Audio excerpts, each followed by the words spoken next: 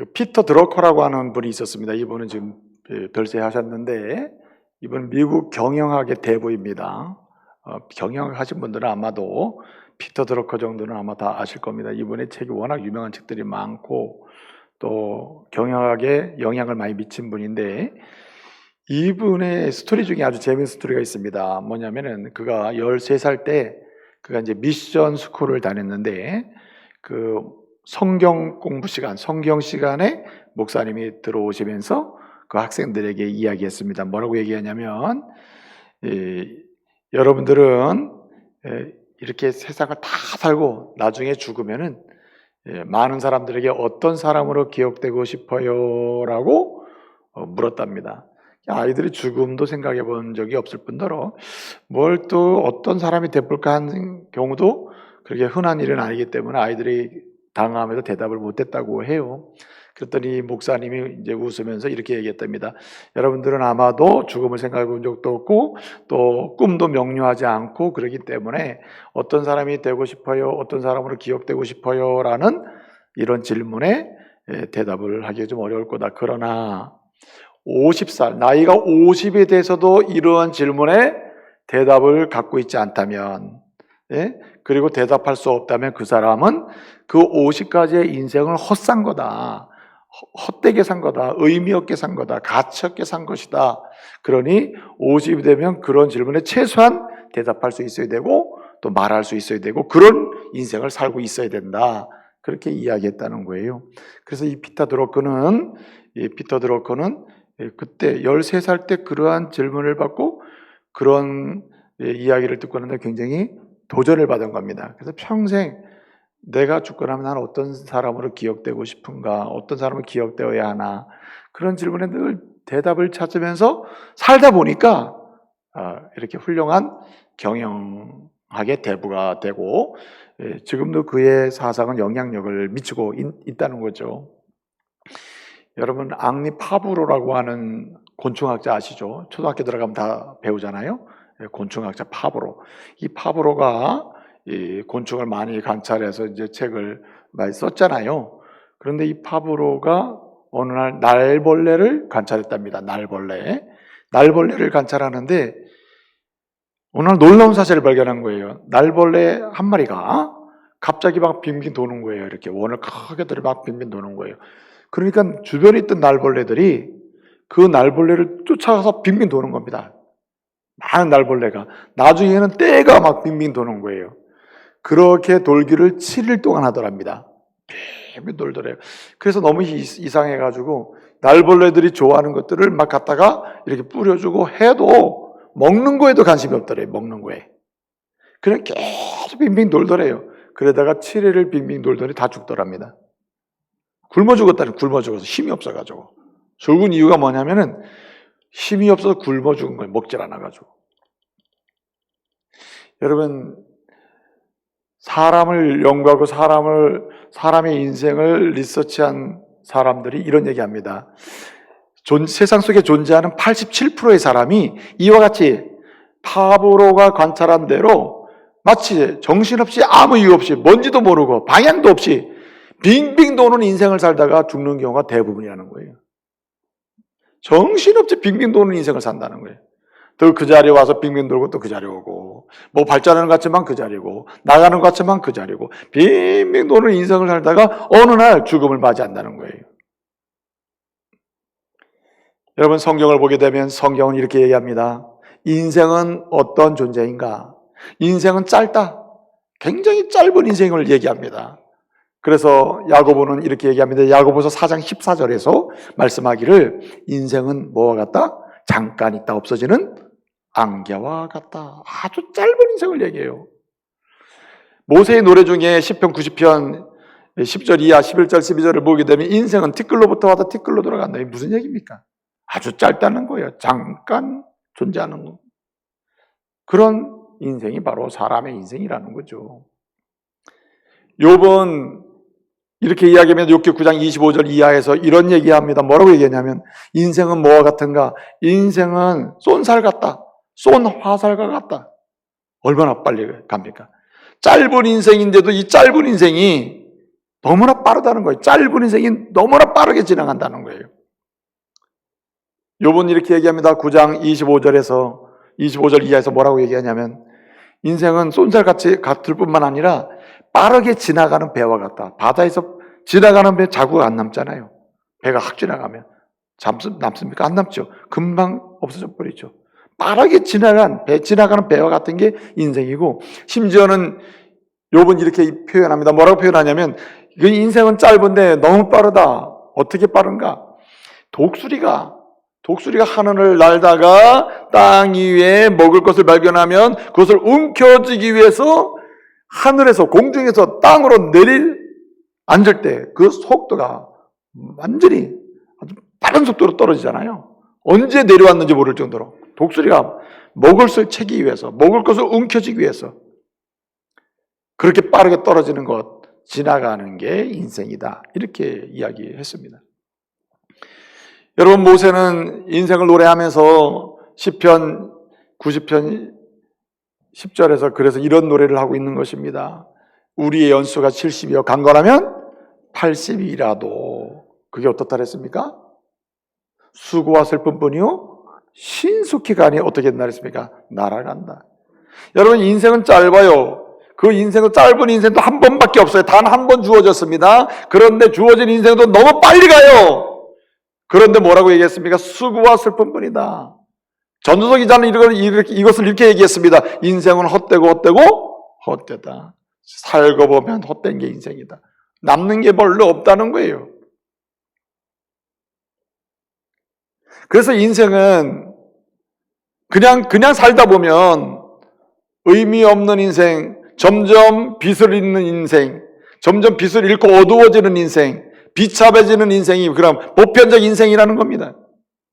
그런데 오늘 주님 우리에게 말씀하십니다. 인생은 객관적으로 보게 되면은 짧고 빠르게 지나가고 헛되고 점점 어두워지는 게 인생인데, 하나님의 백성은 그렇게 살아서는 안 된다는 거예요. 하나님의 백성은 뭐같이? 별과 같이 빛나는 인생을 살아야 된다는 겁니다. 별과 같이 점점 맑아지고 아름다워지고 점점 광명이 있고 점점 희망이 있고 소망이 있고 점점 생명의 관한 역사를 경험하는 사람이 되어야 한다는 거예요. 이런 성도 되시기를 말씀으로 축복합니다. 짧으니까 빨리 지나가니까, 그리고 헛된 인생이니까 그냥 막 삽니까? 하나님의 백성은 그럴 수가 없다. 하나님의 은혜로 구원받은 사람이라면 별과 같이 점점 빛나는 인생, 아무리 어두워도 빛을 발하는 인생, 감동을 주는 인생, 그리고 그 이후에 이 땅을 떠나간 이후에도 별과 같이 많은 사람들 가슴속에 빛나서 감동을 주고 도전을 주고 끊임없이 하나님의 은혜를 나눌 수 있는 사람이 되어야 한다는 거예요. 이런 성도 되시기를 말씀으로 축복합니다. 여러분, 그래서 사람이 삶을 살아갈 때 보통 누구에게 유명해지고 싶어 합니까? 사람에게 유명해지고 싶어 하죠. 한마디로 사람에게 인정받고 싶어 한단 말이에요. 그런데 그런 인생을 살다 보면은 짧은 인생, 빨리 지나가는 인생, 헛된 인생, 그 범위를 벗어날 수 없다는 거예요. 주님은 말씀하십니다. 사람이 알아주는 인생 살지 말고 누가 알아주는 인생? 하나님이 알아주는 인생 살아라. 네? 하나님이 알아주시고 그리고 하나님께 유명한 인생, 하나님 앞에서 유명한 사람이 돼야 한다는 거예요. 유명한 사람. 그래서 여러분, 그렇게 인생은 짧다, 인생은 빨리 지나간다, 헛되다, 슬프다, 그렇게 얘기한 전도서 기자 뭐라고 얘기했습니까? 헛되다고 말한 그 기자 뭐라고 얘기합니까? 전도서 12장 1절에서 뭐라고 얘기해요? 그러므로 인생이 공고한 날이 이르기 전에, 힘든 날이 이르기 전에, 인생이 점점 빛을 잃고 끝나기 전에, 인생이 점점 허무함으로 마감 짓기 전에, 인생이 짧은 인생 지나가기 전에, 빠르게 지나가기 전에, 한 번뿐인 인생 그냥 안개처럼 지나가기 전에 뭐라 그랬습니까? 창조주를 기억하라. 하나님을 기억하라 그랬습니다. 무슨 말입니까? 하나님께 인정받는 인생을 살도록 해라. 한마디로 별과 같이 빛나는 인생에 관심을 갖고 그런 인생 살 것을 말씀하고 있는 것입니다. 사랑하는 성도 여러분, 사람에게 인정받는 것, 이게 아니고 하나님께 인정받는 인생을 시작할 수 있기를 말씀으로 축복합니다. 그래서 아무리 이 어두운 세상 속에서라도 진리의 말씀을 붙들고 별처럼 빛나는 인생, 세상 속에 감동을 주는 인생, 우리가 이 땅을 떠나간 이후에도 다음 세대와 우리 자손들에게 기억되고 그리고 도전과 소망을 주는 인생 되시기를 말씀으로 축복합니다. 오늘 본문 말씀 보게 되면 느헤미야 12장을 우리가 읽었는데 느헤미야 12장은 이제 지난주까지 우리가 말씀을 보았죠. 이스라엘 백성들이 바벨론 포로에서 돌아와서 성전을 건축하고 예루살렘 성을 건축하고 그리고 그럼에도 불구하고 아름답지 않는 예루살렘 성, 사람이 없어서 그래서 믿음의 사람들을 이곳으로 이주를 시키고 드디어 성다운 성, 성전다운 성전이 될 수 있었죠. 그런데 여러분 오늘은 그리고 나서 제사장들과 레위인들의 명단을 여기 쭉 기록하고 있습니다. 왜 그럴까요? 이렇게 아름다운 성이 만들어지고 그리고 아름다운 성에 시민들이 들어와 살게 됐는데 이들에게 도전을 주는 것입니다. 앞으로 이후로 이 예루살렘 성 백성으로서 시민으로서 하나님의 백성으로서 별과 같이 빛나는 인생 감동을 주고 그리고 하나님의 은혜를 경험하면서 그 이후에도 기억되는 인물이 되기 위해서는 이렇게 살아야 한다는 것을 말씀해 주고 있는 거예요. 왜 제사장, 레위인들을 집중적으로 여기 기록하고 있을까요? 1차 포로에서 돌아온 그러한 레위인들과 제사장들의 이름을 기록하면서 동시에 느헤미야가 돌아왔을 때까지 그리고 성벽을 다 건축했을 때까지 일하고 있던 제사장들과 레위인들을 여기 기록을 하고 있단 말이죠. 여러분, 별과 같이 빛나는 인생, 하나님이 알아주시는 인생, 하나님께서 주시는 은혜와 위로로 소망을 갖고 사는 인생, 그래서 그렇게 기억되고 도전을 주는 사람으로 기억되는 그런 인생이 되려면 어떻게 살아야 되는지를 강력하게 말씀하기 위해서 그런 거예요. 여러분, 왜 제사장과 레위인들을 먼저 이렇게 이야기하고 있을까요? 요점은 여기 있습니다. 하나님이 알아주는 사람, 별같이 빛나는 인생이 되는 첫 번째 길은 예배에 있다는 것입니다. 예배 드리는 것에 있다. 예배에 집중하는 사람, 예배를 쉬지 않는 사람, 예배에 인생을 거는 사람, 예배로 삶을 꾸려가는 사람, 그 사람이 가문에서, 교회에서, 삶의 여정에서, 그리고 사는 동안에, 그리고 하나님 부름받은 다음에도 기억되고 감동을 주는 인물, 별과 같이 빛나는 인생이 될 수 있다는 말입니다. 여러분, 오늘 여기 24절을 보게 되면 이런 말씀이 있습니다. 24절에 보게 되면은 이제 그 성전에서 성가대로 찬양으로 봉사하는 사람들의 이야기가 나와요. 여기 찬양 지도자들이 여기 세 명이 소개되고 이들은 성가 찬양을 하는 사람들과 함께 어디에요? 사람들의 반대편에 서 있었다고 했습니다. 오늘 24절에 보면 이들은 반대편에 서서 하나님을 찬양하고 섬겼다 이렇게 얘기하고 있어요. 근데 여러분 오늘 본문에 이들이 예배를 드리는 회중의 반대편에 서서 찬양을 하고 하나님을 섬겼다고 했는데 그들이 뭘 따라서 이렇게 섬겼다 그랬습니까? 오늘 24절 보게 되면 하나님의 사람 다윗이 명한 대로 그렇게 섬겼다고 했습니다. 하나님의 사람 다윗이 명한 대로. 지금 다윗과 여기 기록된 제사장들은요 시대적으로 전혀 다른 시대예요. 그런데 여기 기록을 하면서 제사장들과 레위인들을 기록하면서 다윗이 명한 대로 섬겼다고 얘기해요. 왜 다윗을 얘기하고 있을까요? 아니 다윗 앞에다가 왜 하나님의 사람이라는 이름을 붙여서 얘기했을까요? 핵심은 여기 있습니다.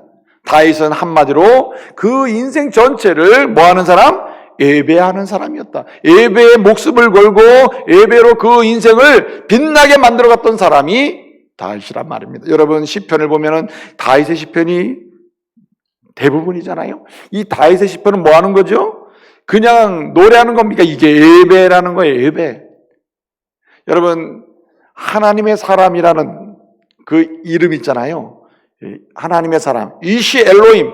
오늘 본문 보게 되면 다윗 이시 엘로임, 하나님의 사람이라고 하는 이런 뜻이거든요. 하나님의 사람 다윗인데, 이 하나님의 사람이라는 말은 구약 성경에서 아무에게나 붙여진 호칭이 아닙니다.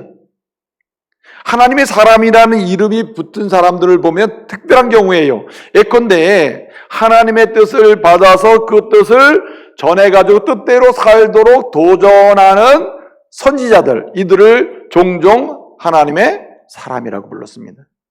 그리고 모세 있죠. 모세처럼 이 모세를 향해서도 하나님이 종종 뭐라고 불렀냐면 하나님의 사람이라고 그랬어요.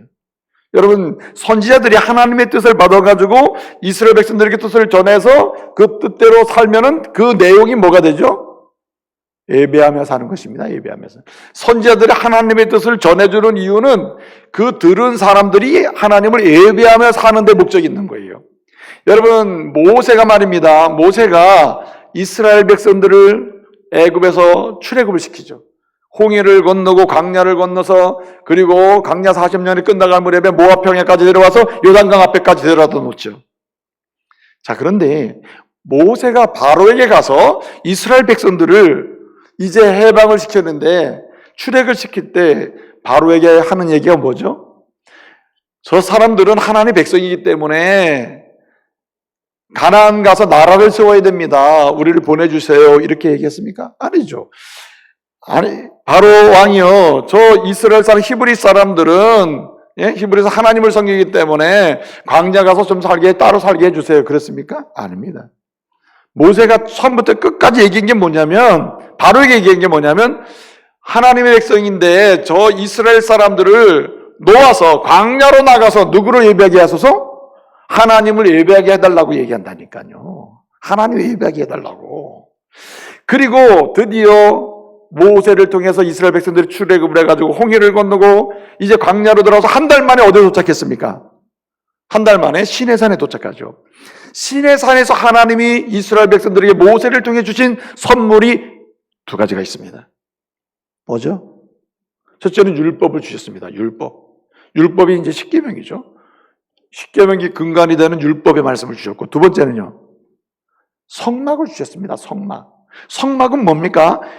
성막은 성전을 짓기 전에 우리는 성막이라고 부르는데, 성막은 뭐 하는 거예요? 성막은 이스라엘 백성들이 하나님을 예배하도록 주신 선물이래요.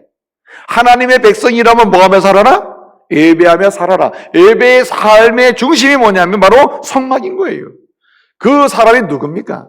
바로 모세라는 거예요. 그래서 모세는 하나님의 백성으로 하여금 하나님을 예배하도록 출애굽시키신 하나님의 뜻에 순종해서 이끌어낸 사람이에요. 여러분, 가나안 땅에 왜 이스라엘 백성이 들어가야 됩니까? 가나안 땅에 들어가서 하나님을 영광스럽게 예배하는 민족이요, 나라요, 공동체가 되도록 하기 위해서 들어가게 주님의 복을 주시는 거예요. 여러분, 장차 우리가 하나님 나라에 들어가게 되면 뭐 하며 살 것 같아요? 우리는 하나님을 예배하는 백성으로, 예배하는 인생으로 거룩하신 하나님 앞에서 예수 그리스도와 더불어 살게 됨을 믿으시기 바랍니다. 처음부터 끝까지 우리가 부름받은 초점은 어디에 있냐면은 하나님을 예배해야 하는 데 있다. 그렇기 때문에 하나님을 예배하는 일에 집중하는 그 사람이 바로 별과 같이 빛나는 은혜를 받게 됩니다. 왜 그럴까요? 예배를 통해서 주시는 은혜를 주시고 예배를 통해서 샬롬을 주시기 때문에 그래요. 여러분 보세요. 오늘 본문 말씀 보게 되면은 다시 다윗에게도 하나님의 사람이라는 이름을 붙였습니다. 여러분, 다윗은요, 왜 오늘 이렇게 하나님의 사람이라는 이름을 이렇게 호칭을 받을 수 있었을까요? 오늘 본문 보게 되면은 느헤미야 시대 사람들, 그 다음에 1차 귀환돼서 들어왔던 제사장이나 레위 사람들이 누구를 따라서 하나님의 사람 다윗이 명한 대로 뭐 했다고요? 그들은 예배를 드렸다는 말입니다. 왜 다윗이 하나님의 사람이 됩니까? 공통점이 뭐예요? 그는 예배하는 인생을 산 사람입니다. 여러분, 오늘 다윗이 명한 대로 했습니다. 다윗이 명한 게 뭐가 있을까요? 이스라엘 백성들에게 명한 게 뭐가, 특별히 제사장들과 레위 사람들에게 다윗이 명한 거에 뭐가 있을까요? 역대상 23장, 24장, 25장, 특별히 25장에 보게 되면, 24, 25장에 보면 하나님의 성전에서 하나님을 어떻게 예배를 드려야 될지, 잘 예배를 드릴 수 있는지 이것을 제도적으로 또 장치를 만들고 규례를 만든 사람이, 제도화시킨 사람이 누구냐면 바로 다윗입니다.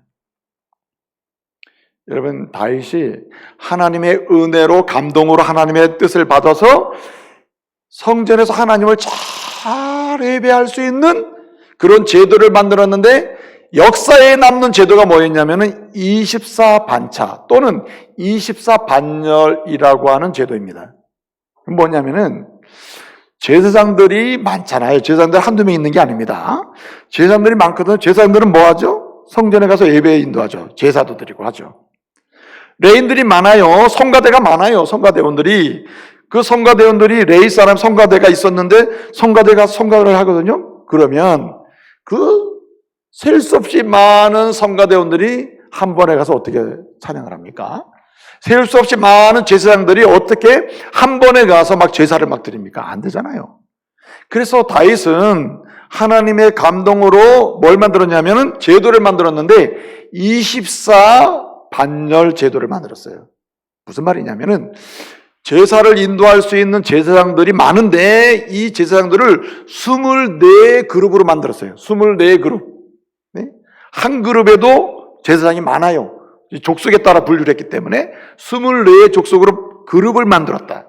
한 그룹, 두 그룹, 세 그룹, 24그룹. 그 다음에 마찬가지로 찬양을 하는 레인들 있잖아요. 레인들도, 찬양 성가대 레인들도 24그룹으로 만든 거예요. 그러면은 24그룹이니까 한 그룹이 한 주간 성가를 담당한다면 1년에 몇 번 할 수 있죠?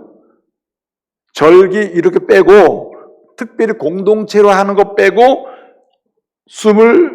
24그룹이 1년에 2번씩을 돌아갈 수 있어요. 2번씩 돌아간단 말이에요. 그러니까 24그룹이 1년에 2번을 하는데 한 그룹에도 성가대원이 많고 제사장들이 많아요. 그러니 한 그룹 전체가 다 가서 할 수가 없습니다. 그 그룹에서 담당하는 그 주가 딱 되면 7일 동안 섬겨야 되기 때문에 제비를 뽑습니다. 제사장들이. 제비를 뽑아서 오늘은 네가, 내일은 네가, 이렇게 배정이 되는 겁니다. 제비를 뽑는 거예요. 어떤 경우는 그 그룹에 있지만 못할 수도 있는 거죠. 제비를 뽑아서 하니까. 이 제도를 누가 만들었냐면 다윗이 만든 겁니다. 그러면 다윗이 이 제도를 왜 만들었을까요? 하나님께 영광스러운 예배를, 보다 나은 예배, 보다 은혜 받는 예배, 보다 찬양하는 예배, 보다 더 하나님의 샬롬을 경험하는 은혜, 보다 더 거룩한 예배를 드리면서 은혜 받도록 하기 위하여 만든 줄로 믿으시기 바랍니다. 한마디로 예배 잘 드리기 위해서 이 제도를 만들었다는 거죠.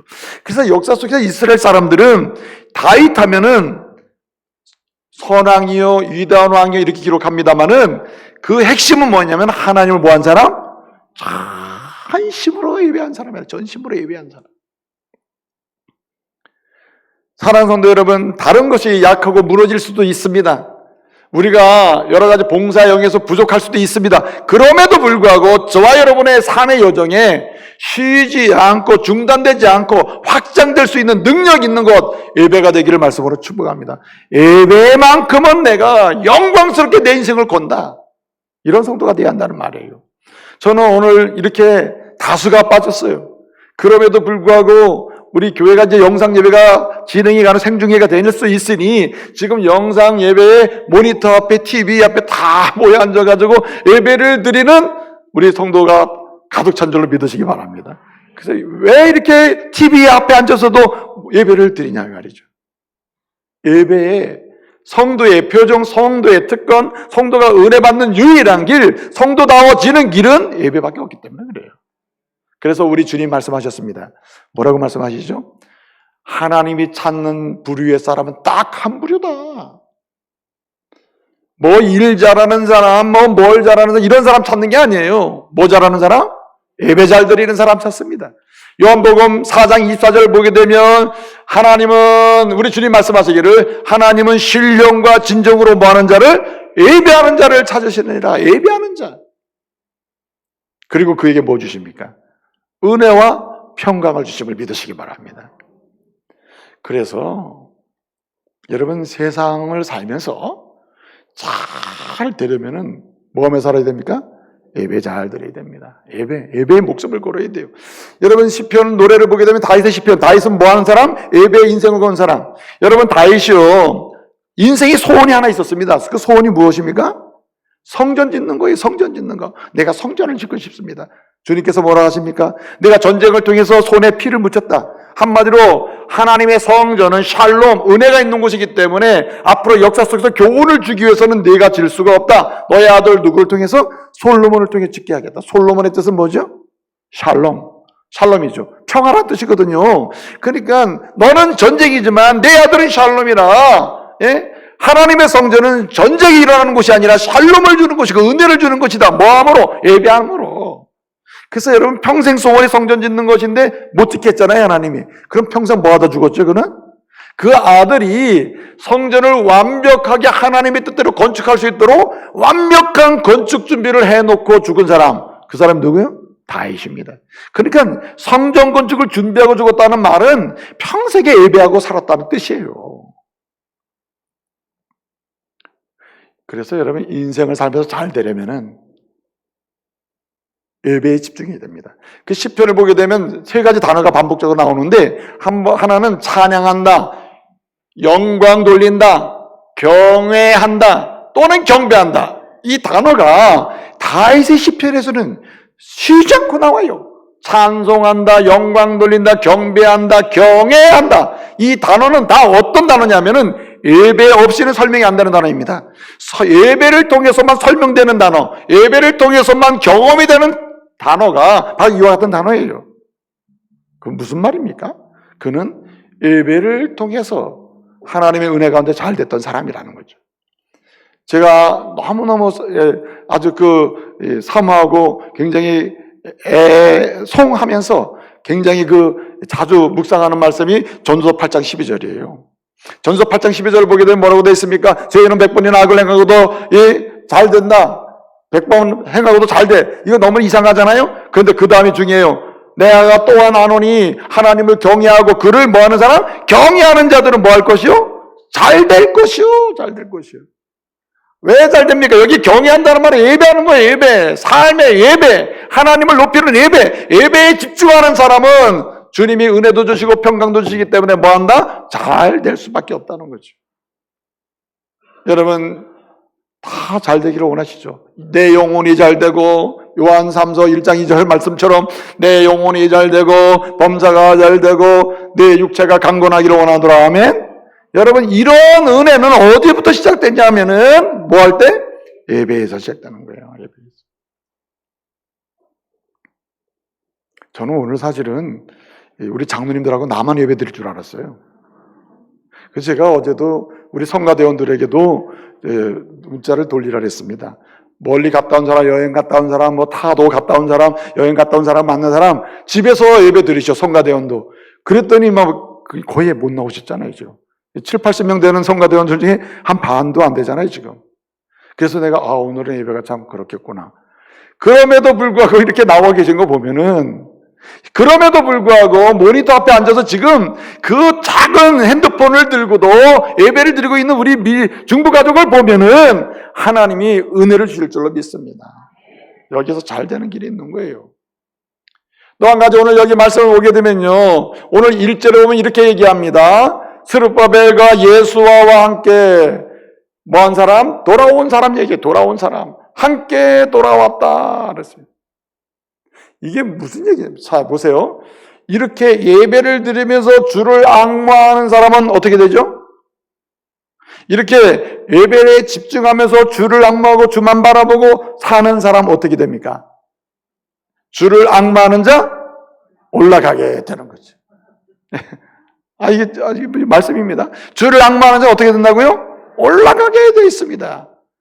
무슨 얘기입니까? 오늘 여기 말씀 보니까는 포로에서 돌아온 사람들, 돌아왔다는 것을 강조해 1절에 보게 되면 포로에서 1차 기환 때에 스룹바벨과 예수아와 함께 돌아온 제사장들, 레위 사람들이 이러하다. 그리고 그 뒤에 대제사장 그리고 제사장 레인들이 이러하다라고 기록이 시작된다는 얘기예요. 돌아왔다는 걸 강조합니다. 여기 돌아왔다는 게 무슨 의미냐면은 히브리어로 알라라고 하는 말입니다. 알라라는 말인데 이 복수는 알루, 여기 복수는 알루입니다. 돌아온 사람이 많으니까. 근데 알라라는 말은 원래 돌아왔다는 뜻이 아니에요. 그럼 무슨 뜻이냐면 올라간다는 뜻이에요. 올라간다. 원래 의미는, 알라라는 원래 의미는 이렇게 올라간다, 오른다, 이렇게 오르는 거 있잖아요. 오른다는 뜻입니다. 근데 이게 두 가지로 쓰여요. 하나는 낮은 곳에서 높은 곳으로 올라가, 지리적으로. 낮은 곳에서 높은 곳으로 올라가는 거 아니에요? 또 한 가지는 중요하지 않는 곳에서 중요한 곳으로, 의미 없는 곳에서 의미 있는 곳으로, 그리고 감동 없는 곳에서 감동 있는 곳으로, 생명 없는 곳에서 생명 있는 곳으로, 아멘 하세요. 예? 그런 곳으로 가는 걸 뭐라고 그런다고요? 알라, 올라간다고 얘기합니다. 그런데 현실적으로는, 자 보세요. 이스라엘 백성들이 페르시아에서 가나안 땅으로 왔단 말이에요. 이걸 뭐라고 했어요? 알라로 했다, 알라.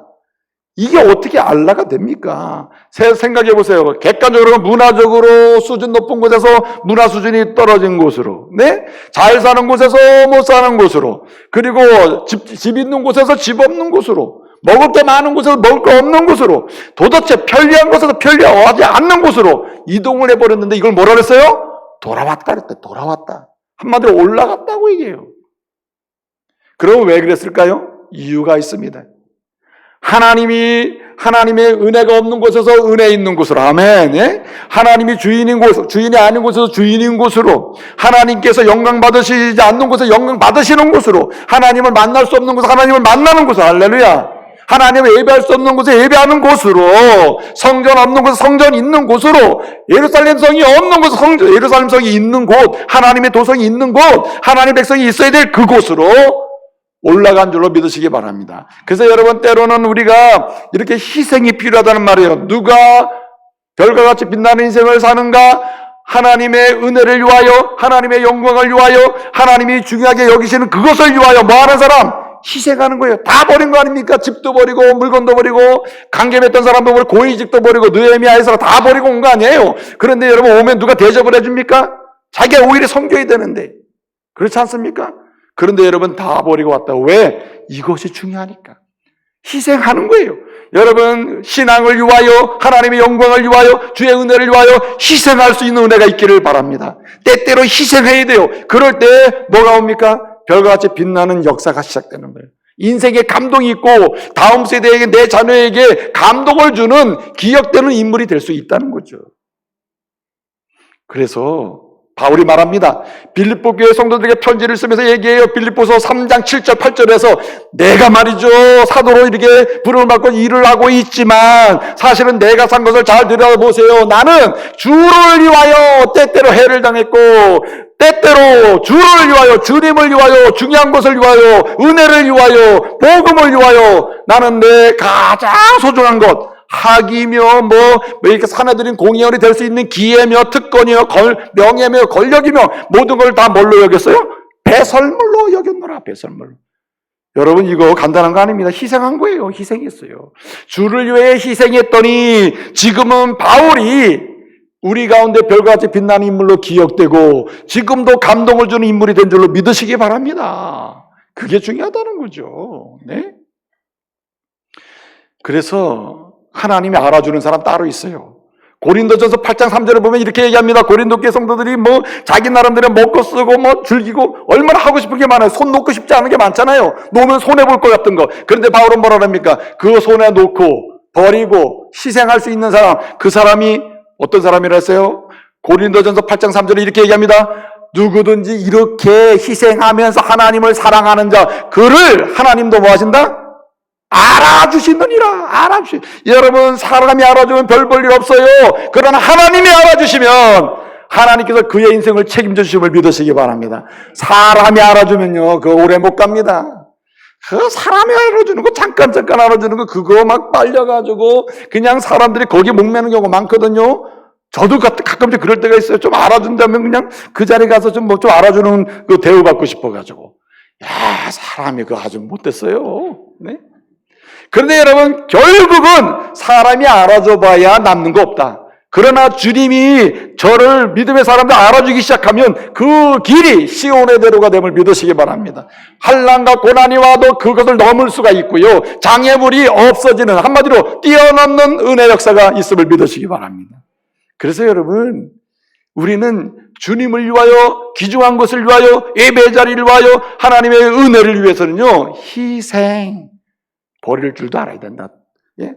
뭐 해야 돼요? 주를 앙마하는 자 뭐 한다고요? 올라간다, 알라한다, 올라가요. 주를 앙마하는 자 올라가. 그 찬양 얼마나 감동적입니까? 마지막 한 가지는 이렇습니다. 여러분, 오늘 본 말씀 보게 되면은, 10절, 11절 보게 되면은, 여기에는 이제 대제사장 계보가 나거든요. 스룹바벨과 함께 처음으로 돌아왔던 대제사장이 예수아인데, 예수아가 낳고 해서 그 뒤로 맨 마지막에 야뚜아가 낳았다. 이렇게 되어 있습니다. 낳았다는 말이, 낳았다는 홀리드라고 하는 말이거든요. 히브리어로.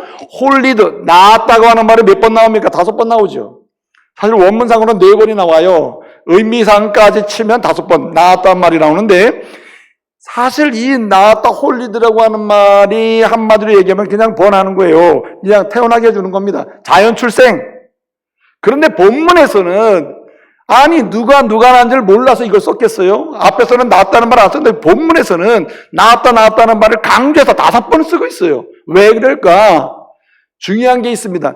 누가 별이 빛나는 사람, 별같이 빛나는 사람, 감동을 주는 사람, 기억되는 사람, 은혜 받는 사람이 될 수 있느냐 말이에요. 그 초점이 뭐냐면 따라합시다. 축복하는 사람.